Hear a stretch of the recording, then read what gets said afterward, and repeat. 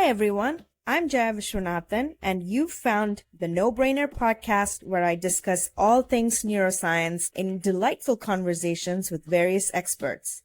I hope you enjoy today's episode. So, can you talk a little bit more about your experience with the role of social support and social bonding, alleviating the addiction needs, and maybe encouraging people to seek out their village? Well, I don't know any of those studies, Okay, that's fine. but I don't need to Right. because I understand on a fundamental level that yes, community is key. Mm, And, I think I talked a little bit earlier about, this disease is the only thing, if I had cancer, my head would not tell me, don't get treatment. yeah. It would say, go find a doctor, get help. Don't tell everybody. This disease wants me to stay isolated Mm, because the moment and I always think of it, and the way I describe it to people I work with, or think about like if you've ever walked into an apartment that has cockroaches everywhere. uh, If, okay. right? Yeah. Exactly. If. But when you walk in, as long as the light is out, they're just having the time of their life. Mm-hmm. But the minute you flip the switch, they Yeah. scurries. And that's how I think of addiction. The minute I ask somebody for help, the minute I make a connection with somebody, I flipped on a light. It might not be the Oh, overhead light, it might just be a little lamp, but yeah. those roaches scatter. And immediately I'm able to have some kind of connection. Um, and the more work that I do, the more I reach out for community, the more that I Yeah. find people who are on the same journey as I am, who want the same things. We support one another in those decisions. Yeah. And we reinforce the choice. I honestly believe that when coming into, well, I'll speak for myself, coming into recovery, Yeah. I don't know that I had much choice Right. because I was using against my own will. I Yeah. did not want to do it, but I did it and I needed to and I had to, and it was beyond my control. Mm-hmm. And once I got some time between me and my last use, it's crazy. This idea that I relinquish control Mm. by, for me, admitting that I am an addict and Yeah. that one is too many and a thousand's never enough. Yeah. I somehow gain control over my life by admitting that I don't have control over my life when I R- use. Right. So I say that yes, community is key. It is Mm. one of the first things that I talk about. Mm. The first thing is let's try and not do anything. Let's try not to do any substances and find community. I need to find people who can help support this decision, whether Right. it's 12 steps, whether it's smart recovery, whether it's a network of other friends who don't want to do drugs anymore, don't want Yeah. to drink, whether it's church, however that is for that person, Yeah. finding that community of people who are going to love and support that decision. Yeah. Um, and eventually enough light is on in a person's life that the cockroaches are all gone to the next apartment, and they're no Yeah. longer in that unit. Then we're able to come in and clean it up, right? That's where all that emotion and all Mm. that trauma and all that PTSD and all the stuff that kind of keeps us in a cycle of returning to use. Right. I think like I kind of really believe that the first 6 months is like a triage. Mm. Going Mm. to an ER and I've got an open wound and I need emergency, and they're all like da, da, da, da, da, da, cleaning it out, stitching it out. There's 17 Right. people, and then it's cleaned out. We know what we're working with. We can stand back. Nobody's going to die right now, Yeah. and we can start to work. And I want to also say Yeah. that all of these little sayings that I have, I wished, except for the cockroach thing, that is my Oh, original idea. But all the others ah, were given to me by that community of people. I see. So I'm only regurgitating what was told and taught to me, Right. and what was told and taught to them and what Mm-hmm. was told and taught to them. Yeah.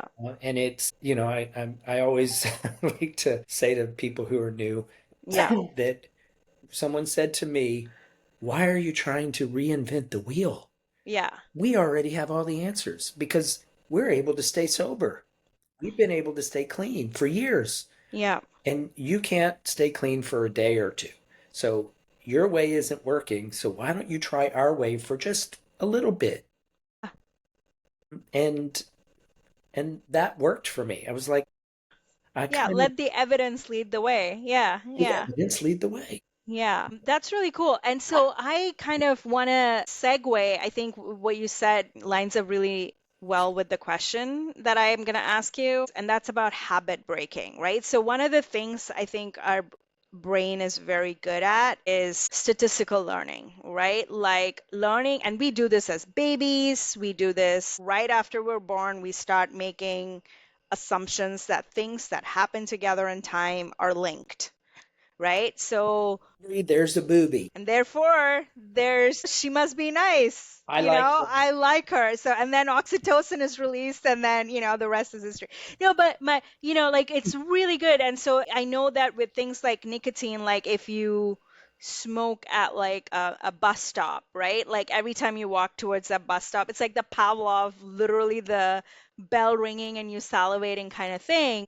How do yeah how like give us some tools that you can use to break those cognitive loops or Well, habits. I just happen to have. Okay, a lollipop, really? That is This so is one clever. of Okay. my, in fact, I'll have one now. Okay, This is one I of my love it. tools when I quit smoking. Now, I've smoked in a very long time, Okay. years and years, but I still carry a Tootsie Roll Pop with me Okay. just in case the urge hits me. And I'm like, It okay. makes you look as cool as the Marlboro Man. It really, yeah, But more close, right? cool, because you're not smoking. Yeah. Without the horse. But it takes that hand to mouth movement. Uh-huh. I'm getting kind of a little sweet kick and Yeah. a little sour because this one's orange. Okay. Delicious. But it gives my mind something that Right. feels similar to what it is I'm craving Uh-huh. without me feeding it what it really wants. It's saying it wants because it doesn't really want it. Yeah. But as far as like cravings for alcohol and drugs, um, there's a lot of techniques, right? There's just Mm-hmm. stuff. Sure. I talk back to it. I will talk out loud Hmm. and say, "You're a liar." Hmm. When that thought hits me, I'm like, "No, no, no, you're a liar. I don't need that to live. Yeah. I'm not doing it." I kick the can. I'm like, Yeah. "Don't give up 5 minutes for the miracle. I'll think about this tomorrow." There were times where I would drop and give myself 10 push-ups because the saying is you want to change a feeling, move a muscle, right? I need to do something to change this thing. In early recovery, it might be I don't go down certain streets where my dealer used to live, I see. or that's a bar I used to go to every day. And so now, you know what? I don't walk down that street, even though that is the closest route to my home. I will walk 2 blocks out of the way to ensure that I don't get Trigger. that trigger. Yeah. Because once that trigger really does take over, I mean, this I know, there are scientific studies that show that there can just be this cloak or any kind of like rational thinking. Yeah. I know that's not going to solve anything except cause me problems, but I'm still going to do it. So changing people, places, and things, Mm. moving in different circles. Mm-hmm. This is where that community comes into play, where we have folks who support the choices that we're making today. Getting professional help. I mean, I currently, I'm a coach, a sober coach, but I'm Mm-hmm. also working at a IOP. IOP is a intensive outpatient program where Okay. people go 3 nights a week, 4 nights a week, and work with a counselor in a Mm, group setting to figure out how to stay sober, how to mm, stay clean, and move through their lives and get their recovery started. right. Um, and there's 28-day programs, right, for folks who might need detox. If you're drinking every single day and Mm, you're drinking a lot, it is not okay. It is not okay. It is not okay to just stop drinking. right. You're going to need to have a detox. No doctor, but I played on TV. Yeah, and I mean, and every drug class, I won't say every drug, but every drug class has a different mechanism of action. But Mhm. I do know that alcohol, of all of them, is called the dirty drug because it hits everything. Yeah. It hits neurons, it hits the liver, it hits like everything. It's a small molecule that just goes everywhere, right? And so a lot of the other ones, they target very specific receptors, Hmm. right? And so it goes where it's going. And then, like, the treatment options also then get easier because it's a very specific target or class of targets. Not necessarily easier, but at least you know what you're doing, like Yeah. with alcohol, it's a whole body, it goes everywhere. And like, just learning that in grad school was fascinating for me. As you know, I'm also sober, but it was fascinating because, you see it because I'm social. I go hang out with people in Mhm. bars and pubs and stuff. And I didn't understand like the stages of getting drunk until like I started learning about the science. Yeah. But a lot of it is it hits the like it hits everywhere, but the smaller cells get affected first because Mm. they're just small. So a lot of the inhibitory neurons, which are really tiny, they get hit first. So then you start slurring or like you have a little bit of loss of like speech and you start saying things. But then there's that tipsy stage where you get very creative. And then it starts hitting the big neurons, like the motor neurons. And then you start like Taking off stumbling your around, clothes in the middle of the street. just stumbling That is around. me. I like to be naked. I don't know why, but I don't like to be naked.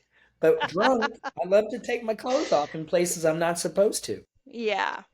That's why I tell people I've told a couple of folks that I'm allergic to alcohol when they try to get me a drink. Yeah. And they're like, "Oh my God, what happens?" And I go, "Oh, I lose all my clothes."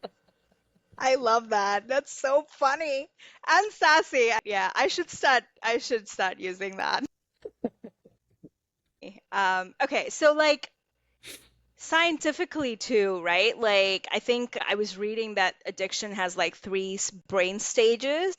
So one is the anticipation or the preoccupation of like craving, The obsession. the obsession, and Mhm. then that involves areas like prefrontal cortex where we're making decisions and higher thinking. And then the binge intoxication, but that involves areas that are really in our, what you were talking about, primal brain. And then the negative affect or withdrawal, that also involves our old brain, like our, so it's a brain stem is like the evolutionarily oldest part of the brain that's like conserved. Like alligators have really good brain stems. And what's interesting is even though like I think humans we like to think of ourselves as very evolved and different from animals, but we're animals and there are way more connections going from our old brain to our new brain than vice versa. So when those cravings hit, like biologically, I think it's very hard for your prefrontal cortex to overcome that. So I really like what you said about first detoxing so you can think clearly and then you start recovery. But similar to your experience and those of others, like that there are three stages. Are there some stages that I'm missing? Is Well, there more to the story? I mean, I think there's always more. I think there's always more. But like, Okay. there's categories that right, that sort of keep things nice and clean and Wow. you know. Biology has no boundaries, but scientists try to Well, understand things and yeah, yeah, because you kind of need to be able to put them in, oh, this goes here and that goes yeah. there and everything looks great. Um, and I would even say that they kind of flow back and forth, It right? is a cycle. It Yeah. is definitely a cycle. Yeah. The obsession to use is where people get, obviously that's the kicker in the cycle, right? Yeah. That's why not going down a street that might trigger me, Yeah. not going into bars for a while, not holding a friend's beer while they go to the bathroom. Right. I mean, Don't do it's that. simple Yeah. things like that, right? Like Yeah. I've given some tips and tricks for folks who are in early recovery who are like going to a wedding Mm. and it's an open bar or it's Mm. a holiday work party. Okay. You kind of have to go, right? Because your boss is there, they're expecting you. And I've got 6 days sober, and it's an open bar, and it's an organization that there's a lot of drinking. Yeah. And I I tell people, I get there early. Mm. First, I call somebody before I get there, and I say, all right, I'm going in, someone who's sober, who is supporting me in being sober. And I say, I'm headed in. I will call or text you if I have any issues. So now I've got a person I walk in, I go to that open bar, I hand that bartender $10, and I say, you see this handsome face right here? Yeah. Every time I walk up, I want you to hand me a rocks glass full of ginger ale. Just hand it to me, Yeah. and I'm going to take it.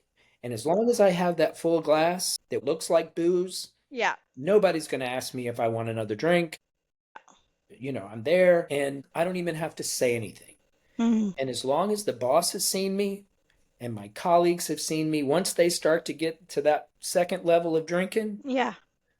before they take their clothes off, they've gotten to the second level. And they're usually, for me, that's when someone goes, I love you, man. Ah, sure. As soon I'm as I familiar. hear Yeah. Yeah. that, I go, yeah, I love you too. I love working with you too. And Yeah. then I know it's my time to leave.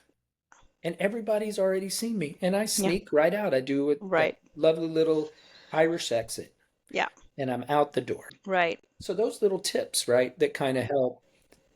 I think it's for getting sober, it's literally about sort of seizing that first category that you're talking about.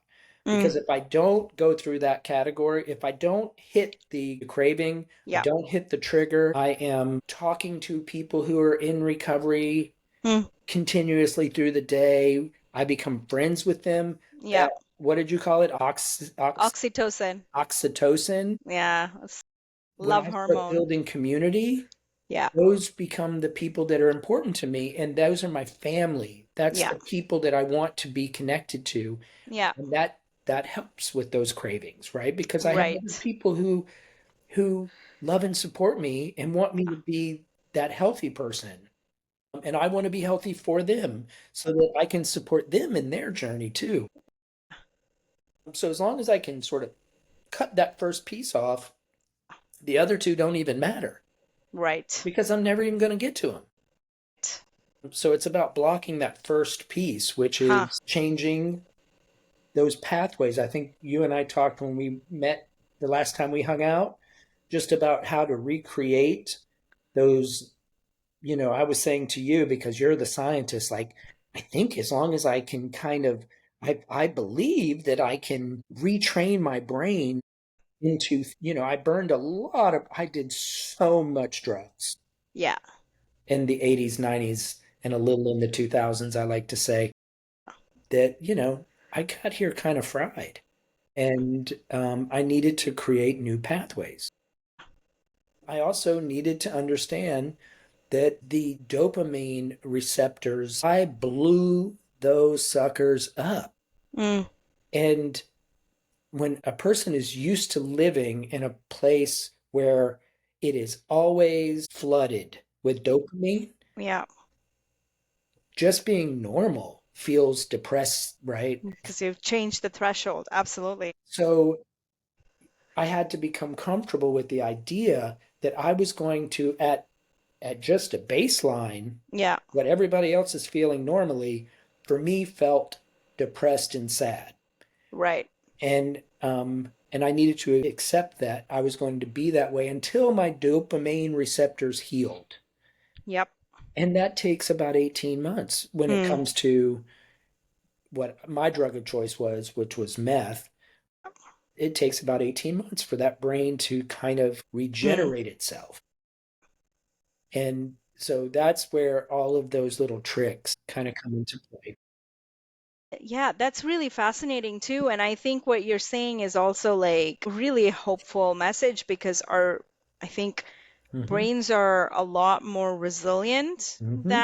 than people give credit for, and people are really hard on themselves a lot. But then, your brain is incredible, right? Like my favorite example is like every time you pick up a cup while you're drinking your coffee, the amount of liquid changes, and so your grip strength automatically adjusts, Never right? mind. And so you put it down and then you pick it back up. So if you grip something too hard, it can break, especially if it's like a plastic cup or something. Yeah. If you grip something too loosely, it's gonna slip and fall. And just as we go through our day, we're doing so many, our brain is doing so many things for us that we don't give it enough credit for. Yeah. Like that, what you said is like really great. It's a like it is not an irreversible reaction, kind of going back to what we were talking about before. There is definitely a pathway to normalcy and to recovery. Again, it might take time, it takes a village, definitely takes a village, Hmm. but it's possible, and it's always so great to talk to you, Shane. And like, It's good to I talk. know the last time we were hanging out, you were giving me life advice that I was soaking up, and Was like, I?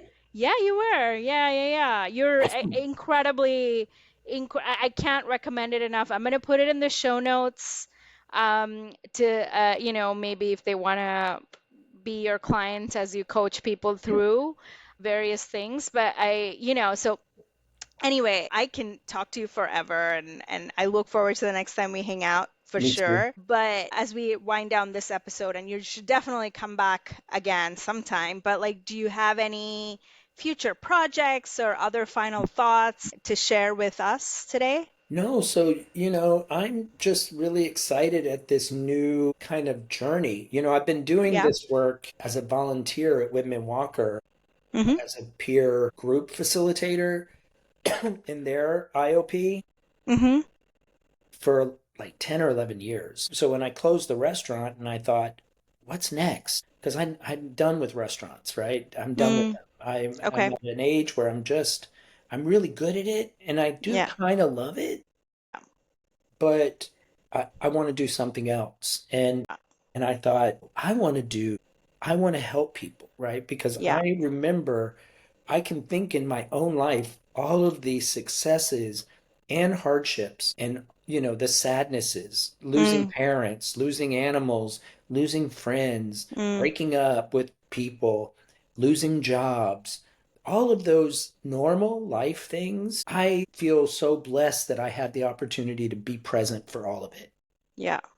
The joys, there are a lot of joys, Yeah. but even in the sadnesses, right? I would not have felt any of that. One, I wouldn't have even been alive because I was at the end of my life, but as an active addict. But I wanted to be one of the little pebbles that were in my life, those people that helped me, because I have been able to help a lot of people over the Yeah. years, whether it was in the restaurant or whether it was hiring someone in early recovery or Yeah. uh, you know, uh, helping people in early recovery get a foundation. And I thought, okay, I'm not Mm. rich, so I still have to make a living. And how might I be able to utilize this calling in a way that Mm. can be a pebble in other people's lives because Mm. they will go on to help. And, when my life changed, my family's life changed. Yeah. All of my friends' lives, theirs changed because they were no longer worried about me all the time. Employers, their lives with me, interactions with me changed. Right. Police officers no longer were trying to put towels around me because I like to take my clothes off. You were not kidding. Okay. Not kidding. So that's really what I'm excited about. I don't really Yeah. have any particular projects other than I'm just really excited to figure out this new journey. I've been Mm. on it for a couple of years as my own, and every time I get to work with somebody, it's just It's a joy. I'm meeting people at a very low point in their life. Yeah. And I always try to start out with, I know what it feels like to pick up that 500-pound telephone Mm. and ask for help, so I Yeah. know how the level of desperation that you're in right now, and it feels like the world is over. But I'm Mm-hmm. here to tell you that it's not, Right. because I'm a living example that there's hope. And so if you're willing to do the work, I'm willing to do the work with you, and we will do this. And you too can have a life beyond your wildest dreams. Yeah. Wow, that just gave me chills for the second time in this episode. The first time was when we were talking about the turning on the light in the room full of cockroaches. I Mm. think that was a really profound visual. But I think, thank you for using that analogy too, because I think it is a visceral thing to ask for help sometimes. And so I think that's very, thank you. Hope that the listeners today have are leaving with a sense of hope and optimism. I certainly feel that way every time I talk to you. And I just want to take this opportunity to say thank you so much for taking the Thank you. time and coming on the show and sharing, very personal journey. And, your life has certainly been difficult, and it's not always easy to talk about these things, but I'm really grateful that you were willing and able to come on and talk about this very, very important topic. So thank you again. I appreciate you having me. And, if anybody, even if you're not the addict or alcoholic out there and you're watching, but a family member is or a friend is, there Mm, is hope. mm-hmm. And so don't be discouraged. There is hope. And, I, again, I'm so grateful that today I'm grateful that I'm an addict in recovery. Yeah. I don't regret any of what I've been through. In fact, I'm looking forward to being a little old man at some niece's or nephew's wedding where I'm Yeah. sitting in the back. I'll be eating Tootsie Rolls instead of cigarettes, and I'll be like, let me tell you, when I was your age, the things I did. Yeah. Tell them about taking off your clothes. You'll be the favorite uncle there. That would Yeah. be a story for sure. Yeah. Well, thanks again, Shane. It's Thank been a you. true, true pleasure. I've had a Talk to you blast. soon. All right. Bye-bye. Bye. Hey everyone, hope you enjoyed this episode of the No Brainer podcast and see you at the next one. Discover the magical world of senses with Baby Senses, a sensory neuroscience primer for all ages. Journey through the wonder of sensory systems, from traditional human senses to extraordinary animal abilities, in this wonderful award-winning children's book by Dr. Jaya Vishwanathan. It brings to life a world hidden from the naked eye by blending neuroart with neuroscience to reveal nature's complexities and marvels. Baby Senses is an enchanting exploration of how we perceive our world. With a helpful glossary at the end, this book is perfect for young minds and curious adults. Dive into this beautifully illustrated masterpiece and awaken your senses to the beauty and diversity of life.